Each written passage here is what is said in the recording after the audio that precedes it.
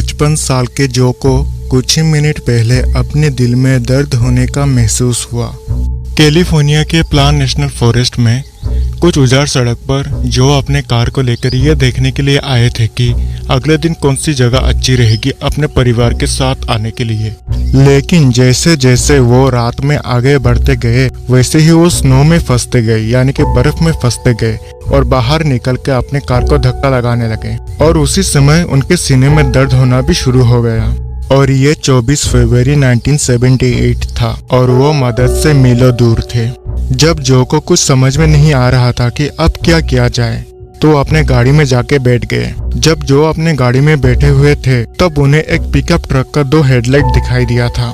जब जो ने उन 2 लाइट को देखा तो वो जोर जोर से चिल्लाने लगे मदद के लिए, लेकिन कोई भी फायदा नहीं हुआ। बाद में जो ने बताया कि उसने कुछ आदमी, एक औरत और एक बच्चे को देखा था जो साइड से चलते जा रहे थे उसे इग्नोर करके। अब कुछ घंटे बाद जो फिर से अपने गाड़ी में बैठ जाते हैं और ऐसे करते करते जो कि गाड़ी का ईंधन भी खत्म हो जाता है, जिससे उन्हें ठंड से बचाने के लिए और कोई भी चीज नहीं होती है।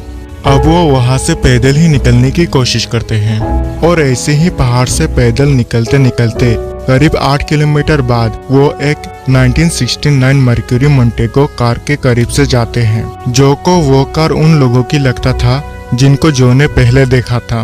उस समय जो की अपनी ही इमरजेंसी की पड़ी थी, तब जो ने उस पर ज्यादा ध्यान नहीं दिया। लेकिन जो को इस बात की भनक ही नहीं थी कि उस रात के अंधेरे से एक ऐसी कहानी की शुरुआत होने वाली थी जो सुलझाया नहीं जा सकता था। और शायद जो ही वो आखिरी इंसान था जिसने बिल, गैरी, जैक हुड और बिल को जिंदा देखा था। पुलिस को यह तो पता नहीं था कि 24 फरवरी को इन लड़कों का मौत कैसे हुआ, लेकिन यह जरूर पता था कि इन लड़कों का शुरुआत कैसे हुआ था। तो इन सब का शुरुआत कुछ ऐसे हुआ। मैद्रुगा, जिसका मर्क्यूरी कार था, वो अपने 4 दोस्तों के साथ कैलिफोर्निया स्टेट यूनिवर्सिटी शिकागो में बास्केटबॉल देखने के लिए आया था।